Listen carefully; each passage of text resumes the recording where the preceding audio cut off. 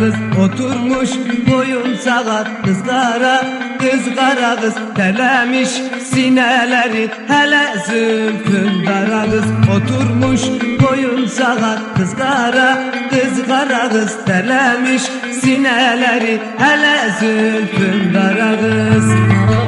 Ya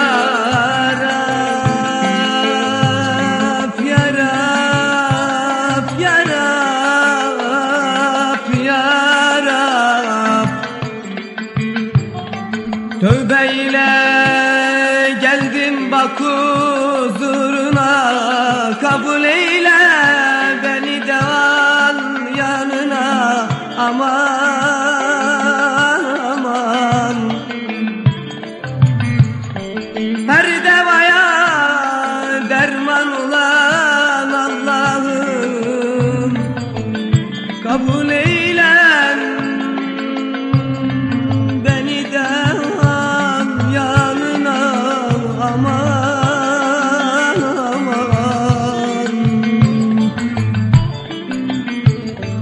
giderim önüm geniş, kız kara kız ceplerim dolu yemiş, hele zülfün kara kız. Benim bir esmerim var, kız kara kız yolladım da yememiş, hele zülfün kara kız. Benim bir esmerim var, kız kara kız yolladım da yememiş,